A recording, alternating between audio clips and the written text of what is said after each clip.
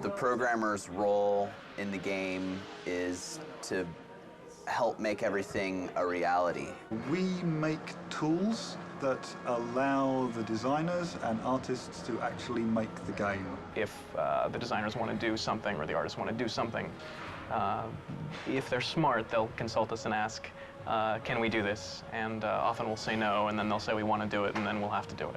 You give it to them, they give it to you, say what's wrong, then you give it back to them a little bit different, and then they say no, no, no. Designers are pretty modest in their requirements. Designers are artists. They want the world. The biggest challenge we face for this round of the game is content. The amount of content we need to put into a PS3 game is just order of magnitude bigger than we had to put into a PS2 game. And to drive that content around the studio, we just face, massive challenges. We've got a little line emitter here, and it's got these particles, and it squirts them out to the right. And they get to a certain age, and they die. And one of the things we can do is we can change colour of the particle over its lifespan. Starting from bottom to top, these particles start off blue, then go green, then turn red.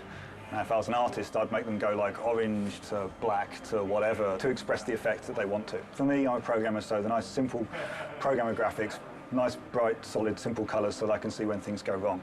If I run this within Maya, then it runs the tool code that I wrote, which is this stuff, to display on the dev kit. And hopefully, so you can see, they're never going to create anything quite like this because this is horrendous programmer stuff, but they'll take this tech and what they'll do is they'll make fire pots or lava that flows. Anything that's best rendered by creating lots of little primitives and moving them all en masse in slightly different ways that aren't just pre-baked. This is the soul tech. These are Hades souls swimming down the river Styx. Right now they're above the river Styx, so I can see them all because the river Styx hasn't been properly watered yet. It was my task here to get them to follow the river along a bendy spline path and then ultimately to attack you. But I haven't done that part yet. Right now I'm just at the basic stage of getting them to swim down the river.